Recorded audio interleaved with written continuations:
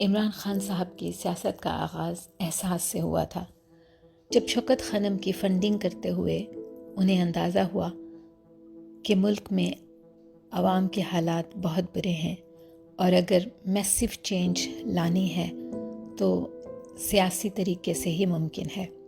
اس لیے جب وہ وزیر اعظم بنے تو احساس پروگرام ترتیب دیا گیا، اور اس پروگرام کے لیے ان کی نظر انتخاب جن شخصیت پر پڑی وہ خاتون پہلے سے غریب ممالک میں ہیلتھ ریفارمز اور فیوچر آف ہیلتھ جیسے پروگراموں کی چیئرپرسن تھیں۔ وہ ورلڈ ہیلتھ آرگنائزیشن کے ساتھ کام کر چکی تھیں، یعنی کہ ثانیہ نشتر صاحبہ۔ جب انہیں احساس پروگرام کی سربراہی ملی تو انہیں معلوم تھا کہ غربت کی صرف یہ تعریف کافی نہیں کہ $1 سے کم تنخواہ، بلکہ lack of access, inequality, lack of opportunities اور لیک آف ریسورسز، یہ سب غربت کے پیرامیٹرز ہیں۔ عمران خان کا ایجنڈا ہمیشہ سے یہ تھا کہ پاکستان کو ویلفیئر سٹیٹ بنانا ہے۔ لوگ مذاق اڑا رہے تھے، مگر عمران خان کے بارے میں ہم یہ کہہ سکتے ہیں کہ سر میں سودا سمایا تھا تو انہیں یہ کام کرنا ہی تھا۔ جب لگن ہو، ٹیلنٹ ہو اور نیک نیتی ہو تو کام شروع بھی ہو جاتے ہیں اور پایہ تکمیل بھی پہنچتے ہیں۔ احساس پروگرام کی پہلی خوبی یہ تھی کہ یہ ٹیلر میڈ پروگرام تھا، یعنی مختلف ضرورت مندوں کے لیے ان کی حاجت کے مطابق پروگرام رکھے گئے تھے۔ عمران خان کے دور حکومت میں جب یہ پروگرام چل رہا تھا تو اس میں 16 پروگرام کام کر رہے تھے، جیسے کہ اگر کسی کو اپنی آمدن بڑھانے کے لیے ریسورسز یا پیسے چاہیے تو احساس آمدن۔ فرض کریں کہ کسی کی بیٹی 12-13 سال کی ہے، والدین مزید تعلیم نہیں دلا سکتے اور وہ کم عمر بچی کی شادی کرنے پر مجبور ہو جاتے ہیں تو ان کو کیا چاہیے تھا؟ احساس اسٹائپنڈ۔ اگر کوئی طالب علم گریجویشن میں داخلہ لے چکا ہے مگر ان کے پاس پیسے نہیں ہیں تو انڈر گریڈ اسکالرشپ پروگرام۔ جہاں ریڑی بان ہیں، ان کو لائسنس نہیں مل رہا اور اگر وہ کسی دکان کے سامنے اپنا ریڑی لگاتے ہیں تو دکاندار ان سے بھتہ لیتے ہیں تو وہاں احساس ریڑی بان۔ کسی ماں کے ہاں کمزور یا پریمیچور بچہ پیدا ہوا تو احساس نشو و نما۔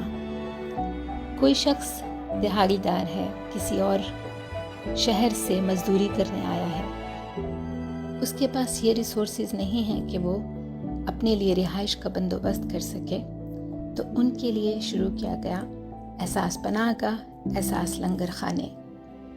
اسی طرح اس میں احساس لونز، کوئی بھوکا نہ سوئے، احساس ڈسیبل پروگرام، دارالاحساس، ایک عورت ایک بینک اکاؤنٹ جیسے پروگرام شامل تھے، یعنی جیسی ضرورت ویسا پروگرام۔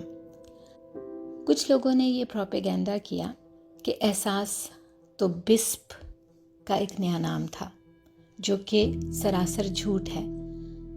بسپ یعنی بے نظیر انکم سپورٹ پروگرام ایک ادارے کا نام تھا جو صرف کیش تقسیم کرتا تھا۔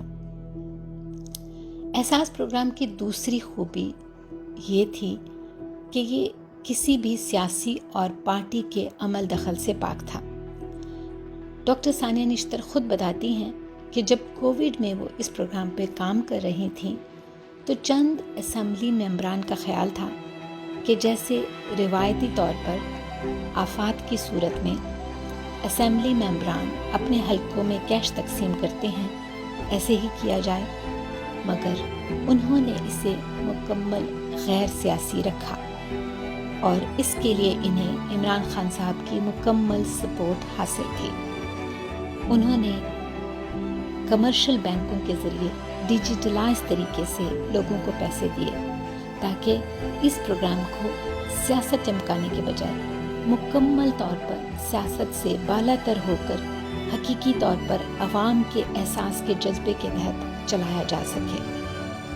اور پھر ایسا ہی ہوا، اور اس کا ایک ثبوت یہ ہے کہ ایلیجیبلٹی کرائیٹیریا کی بنیاد پر NFC ایوارڈ کی مد میں صوبہ سندھ کا حصہ 22% بنتا تھا، لیکن انہیں 31% دیا گیا، اور یہ خیال نہیں رکھا گیا کہ صوبہ سندھ میں کس کی حکومت ہے، بلکہ اسے عوام کی بہبود کے لیے استعمال کیا گیا، اور ان کے حصے سے بھی زیادہ فنڈز سندھ کو دیے گئے۔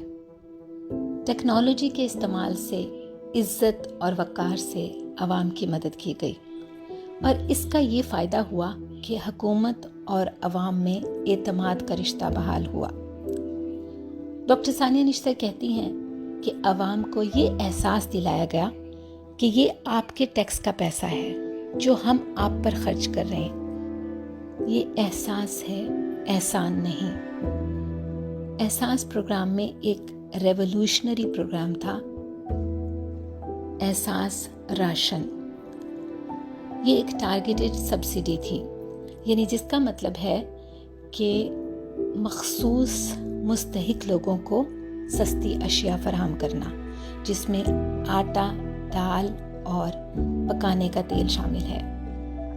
یہ پروگرام 6 ماہ کی محنت کے بعد تیار کیا گیا، اور اس میں مخصوص مستحق لوگوں کو شناختی کارڈ کی بنیاد پر سستی چیزوں کی فراہمی یقینی بنائی گئی۔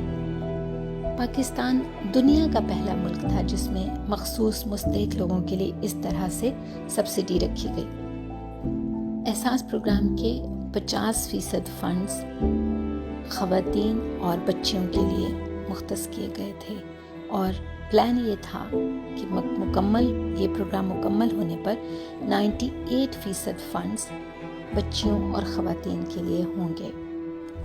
اسی پروگرام کے تحت 2047 یعنی 2047 پروگرام بنایا گیا، جس کا نام تھا سوشل پروٹیکشن فار آل، یعنی کہ سب کے لیے سماجی فلاح کا پروگرام۔ اور اس پروگرام کے لیے 34 ملین ہاؤس ہولڈ کا ڈیٹا اکٹھا کیا گیا۔ اس پروگرام کو اسٹینفورڈ یونیورسٹی نے اپریشیٹ کیا، اور گیلپ کے سروے کے مطابق 83% لوگوں کو احساس پروگرام کے بارے میں معلوم تھا، اور 77% لوگ اس کو اپریشیٹ کرتے تھے۔ مگر بدقسمتی سے سازش کے ذریعے عمران خان حکومت گرا کر PDM کو حکومت دے دی گئی، اور یوں حکومتی سطح پر عوام کے لیے احساس سے بے حسی کا سفر شروع ہوا۔ جہاں ایک طرف حکومتی نااہلی کی بنا پر شدت سے مہنگائی کر دی گئی، تو دوسری طرف درجہ بدرجہ احساس کے سارے پروگرام بند کر دیے گئے، پناہ گاہیں اور لنگر خانے بند کیے گئے، صحت کارڈ کو آہستہ آہستہ ختم کر دیا گیا۔ ریڑھی بان پروگرام جس بے حسی سے بند کیا گیا اور ان کی ریڑھیوں کو تباہ کیا گیا، اس کی تو کوئی مثال ہی نہیں ملتی۔ لیکن وہ پروگرام جس سے عوام کی زندگی سب سے زیادہ متاثر ہوئی اور جو سب سے تکلیف دہ سٹیپ تھا، وہ تھا احساس راشن ختم کرنا۔ احساس راشن ڈیجیٹلائز طریقے سے عوام کی مالی پوزیشن کو دیکھ کر ترتیب دیا گیا تھا، اور اس میں کریانہ اور یوٹیلیٹی سٹور مستحقین کو 3 سستی اشیاء فراہم کرتے تھے، اور یوں لوگوں کو سستی اشیاء اپنی ہی گلی میں میسر ہو جاتی تھی۔ اس احساس راشن کو ختم کر کے 1 مہینے کے لیے سستے آٹے کو مفت تقسیم کرنے کی مہم جو شروع کی گئی، اس میں سیاسی انوالومنٹ بھی تھی اور عوام کی اذیت و تکلیف کا سامان بھی تھا۔ لمبی قطاریں، پولیس اور انتظامیہ کا تشدد اور بھگدڑ۔ تو ایسا ہوا کہ وہ پروگرام جس کو اسٹینفورڈ یونیورسٹی اپریشیٹ کر رہی تھی، اس کے بارے میں رائٹرز نے لکھا کہ پاکستان میں ریکارڈ مہنگائی کے بعد آٹے کی ترسیل پر بھگدڑ کی صورت میں 16 لوگ جان سے گئے۔ اگر احساس پروگرام احساس کی مثال تھا تو جو مناظر لوگوں نے آٹے کی تقسیم پر دیکھے اور جس طرح لوگوں کو پٹتا دیکھا، جان سے جاتا دیکھا، تو وہ بے حسی کی مکمل تصویر تھے۔ اور آج عوام انتظار کر رہے ہیں کہ کب احساس کرنے والے عمران خان کی حکومت پھر سے آئے اور ثانیہ نشتر پھر سے پاورٹی ایلیویشن یعنی غربت کے خاتمے کے پروگرام کو دوبارہ سے شروع کریں اور عوام کو ریلیف مل سکے۔